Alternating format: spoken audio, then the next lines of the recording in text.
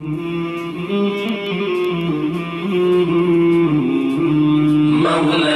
صل وسلم دائما أبدا. بسم اللہ الرحمن الرحیم۔ کچھ لوگوں کی عادت بڑی عجیب ہوتی ہے، وہ ذرا سی بات پر اپنی بیوی پر شک کر رہے ہوتے ہیں، ڈاؤٹ کر رہے ہوتے ہیں، بیوی کے موبائل کا واٹس ایپ فیس بک چیک کر رہے ہوتے ہیں، اور پتہ نہیں دل ہی دل میں کیا کیا خیالات قائم کر لیے ہوتے ہیں۔ اور بسا اوقات تو ایسا ہوتا ہے کہ ادھر شادی ہوئی، ادھر وہ لڑکی بیاہ کر سسرال آئی، اپنے شوہر سے پہلی دوسری ملاقات ہوئی، اسی میں وہ شوہر اس اپنی بیوی کو، نئی نویلی دلہن کو اپنے بھروسے میں لے کر، اعتماد میں لے کر اس کے راز جاننے کی کوشش کرتا ہے کہ وہ اپنی زندگی کے، اپنی نوجوانی کے جو کچھ غلطیاں اس سے ہو گئی ہوں تو اس سے اگلوانا چاہتے ہیں، اور وہ غلطیاں اگلوا کر پھر بعد میں اسے ٹارچر کر رہے ہوتے ہیں، طعنہ دے رہے ہوتے ہیں، اور نوبت طلاق تک پہنچ جاتی ہے۔ اور بسا اوقات اگر یہ سلسلہ آگے چلا اور بچہ پیدا ہوا اور بچے کا رنگ ماں باپ سے اگر میل نہیں کھا رہا ہے تو یہ شوہر اپنی بیوی پر طرح طرح کے الزامات کی بارش کر دیتا ہے، اس پر بہتان لگا رہا ہوتا ہے، افترا پردازی سے کام لے رہا ہوتا ہے، الزام سے کام لے رہا ہوتا ہے کہ اس بچے کی شکل مجھ سے نہیں مل رہی ہے، اس بچے کی شکل تجھ سے نہیں مل رہی ہے، پتہ نہیں یہ کس کا بچہ ہے، نعوذ باللہ۔ گویا اپنی بیوی پر بدکاری کا، زنا کا الزام لگا دیتا ہے۔ دیکھیے، اس سلسلے میں ایک حدیث آپ کی خدمت میں ہم پیش کرتے ہیں جو تقریباً حدیث کی تمام ہی کتابوں میں موجود ہے، بخاری، مسلم، ابو داؤد، ابن ماجہ وغیرہ کئی حدیث کی کتابوں میں یہ موجود ہے کہ ایک اعرابی کے یہاں، دیہات کے رہنے والے ایک صحابی تھے، ان کے یہاں کالے سانولے بچے نے جنم لیا، حالانکہ وہ میاں بیوی دونوں کے دونوں گورے تھے۔ تو ان اعرابی کو تعجب ہوا کہ میں اور میری بیوی دونوں ہی گورے ہیں، تو یہ کالا بچہ کہاں سے آ گیا؟ شیطان نے ان اعرابی کے دل میں وسوسہ پیدا کر دیا، دل میں طرح طرح کے خیالات آنے لگے۔ وہ اعرابی پریشانی کی حالت میں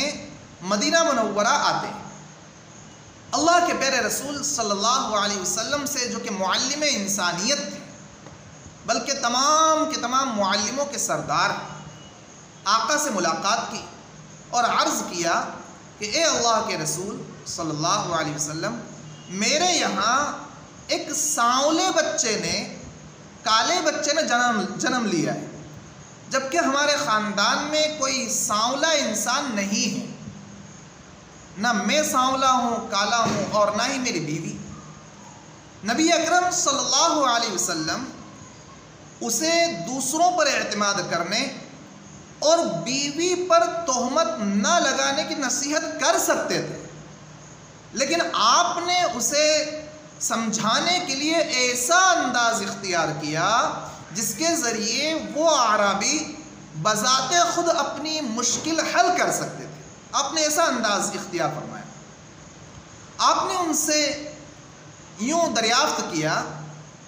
کہ ذرا یہ بتلاؤ، کیا تمہارے پاس اونٹ ہیں؟ تو انہوں نے کہا کہ ہاں ہیں۔ آپ نے دریافت فرمایا کہ کس رنگ کے ہیں، کلر کیسا ہے ان اونٹوں کا؟ تو وہ اعرابی نے کہا کہ وہ سرخ رنگ کے ہیں، لال رنگ کے ہیں۔ حضور نے دریافت کیا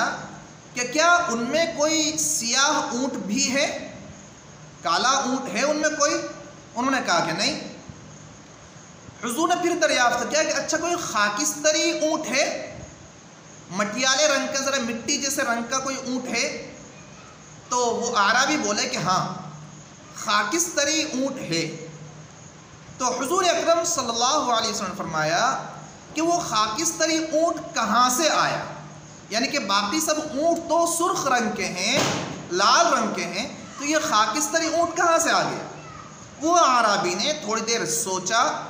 اور پھر بولے کہ ہو سکتا ہے کہ اسے کوئی رگ کھینچ لائی، یعنی اونٹ کی جو نسل ہے تو اوپر کے جو اونٹ رہے، اونٹ کے جو آبا اور اجداد ہیں، ان کے جو باپ دادا وغیرہ ہیں، تو ان میں کوئی خاکستری رنگ کا رہا ہوگا اور وہ مشابہت نسل میں باقی رہ گئی ہوگی جو اس اونٹ میں ظاہر ہو گئی۔ رسول اکرم صلی اللہ علیہ وسلم پر قربان جاؤں، آپ نے ارشاد فرمایا ہو سکتا ہے کہ تمہارے اس لڑکے کو بھی کوئی رگ ہی کھینچ لائی، یعنی تمہارے دادا پردادا اوپر کی جو نسلیں ہیں، اوپر کی جو پیڑھیاں ہیں، تو ان میں کوئی سانولے رنگ کا رہا ہوگا جس کی وجہ سے اس بچے پر وہ اثر وہاں کا اب ظاہر ہوا۔ وہ اعرابی نے آپ کے ارشاد مبارک کو سنا تو وہ سوچ میں پڑ گئے، اسے معلوم ہوا کہ یہ جواب تو خود میرا اپنا ہے۔ میں نے جو جواب دیا تھا کہ ان اونٹوں میں ان کے آبا و اجداد میں کوئی خاکستری رنگ کا رہا ہوگا اور وہاں سے کوئی رگ گویا کہ کھینچ کر لے آئی ہے، جس کے نتیجے میں یہ خاکستری رنگ کا اونٹ ہے، اسی طرح گویا میرا جو بچہ ہے تو میرے آبا و اجداد میں اوپر کی نسل میں کوئی سانولا رہا ہوگا جس کا اثر یہاں ظاہر ہوا ہے۔ اس واقعے کو آپ کی خدمت میں پیش کرنے کا مقصد یہ ہے کہ چھوٹی چھوٹی باتوں پر اپنی بیوی پر شک شبہ نہ کیا جائے، ان کو طعنے نہ دیے جائیں، ٹارچر نہ کیا جائے، بد زبانی سے کام نہ لیا جائے، ان پر الزام نہ لگائیں، تہمت نہ لگائیں، بہتان نہ باندھیں، ورنہ اللہ تبارک و تعالیٰ کے یہاں پھر بہت سی نیکیاں قربان کرنی ہوں گی۔ بہرحال اچھے اور سچے جیون کو گزارنے کے لیے، پیاری زندگی کو اور پیارا بنانے کے لیے ایک دوسرے پر اعتماد، ایک دوسرے کے وشواس کو جیتنا بہت ہی ضروری ہے،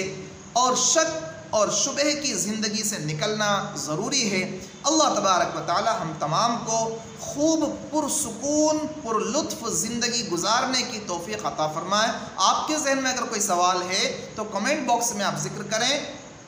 قرآن و حدیث کی روشنی میں ہم اس کا جواب دینے کی کوشش کریں گے انشاءاللہ۔ وآخر دعوانا الحمد